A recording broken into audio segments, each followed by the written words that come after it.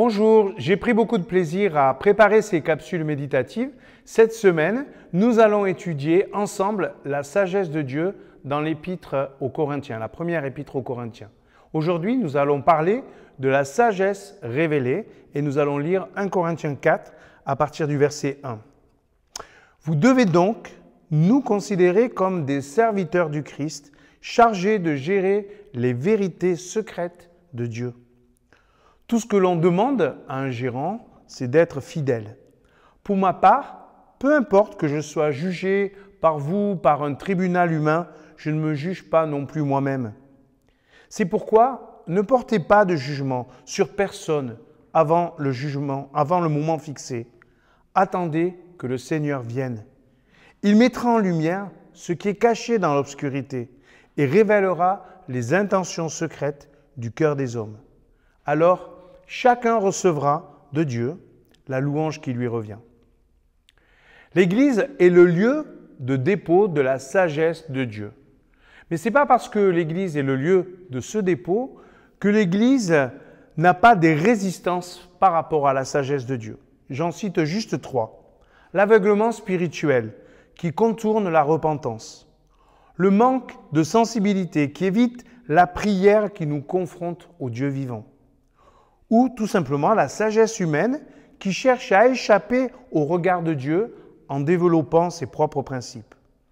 Paul retient surtout nos jugements qui viennent parasiter ceux du Seigneur. Pourquoi les premiers doivent-ils être relatifs aux seconds? Parce que Dieu ne se contente pas de la superficialité de nos jugements. Nos jugements sont trop subjectifs. Le moment viendra où Dieu jugera chacun d'entre nous. Ça peut nous consoler, mais ça peut aussi nous effrayer. Parce que nos jugements ne se fixent que sur l'apparence, ils sont partiels. Nous ne voyons que ce que l'on veut bien nous montrer ou bien ce que l'on veut bien voir. Et nous avons pris l'habitude de cacher nos cœurs. Nos pensées ne sont pas assez pures pour les exprimer telles quelles. Du coup, la révélation, la sagesse de Dieu nous parle non seulement du cœur de Dieu, mais aussi de nos propres cœurs. Alors que nous pouvons paraître sages au cœur des hommes, la croix, le jugement de Dieu, regarde au-delà des apparences. Paul nous pose une question précise. À quoi, à qui regardons-nous? On peut être tenté de regarder aux serviteurs. Et dans l'église de Corinthe, on comparait Paul et Apollos. Certains préféraient Paul, d'autres préféraient Apollos. Ici, Paul est en train de mettre vraiment à bas cette tendance et ces principes. L'objectif de la sagesse de Dieu est très clair, mettre en lumière les intentions des hommes.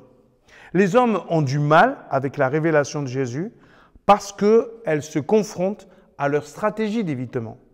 Et par exemple, choisir entre Paul et Apollos, c'est une façon d'échapper à la vérité qui vient du Seigneur. La croix dénonce l'injustice de nos intentions. Nous avons répondu à l'amour de Dieu par la violence, par le rejet et par la partialité. Il y a plus triste, nous sommes devenus insensibles en tant qu'Église à ce monde perdu. Le souci de soi, le regard les uns sur les autres, dévorent notre sensibilité, nous endurcissent. La révélation de la sagesse de Dieu change nos priorités. Nous connaissons celui qui sauve l'humanité et celui qui dénonce les mensonges. Nous voulons non seulement en parler, mais aussi résister aux critiques et consacrer notre vie à la mission. C'est ce à quoi se concentrent les serviteurs de Dieu. Plaire au Seigneur et faire sa volonté, diffuser cette sagesse. Alors arrêtons de regarder à l'Église ou à ses serviteurs. Regardons au contenu, la sagesse de Dieu pour le monde. Prions le Seigneur. Seigneur, nous avons besoin de ta sagesse. Et il y a tellement de paroles qui court-circuitent ta parole. Il y a tellement de raisonnements qui court-circuitent ton projet, ta volonté. Nous voulons juste être à l'écoute de ta sagesse.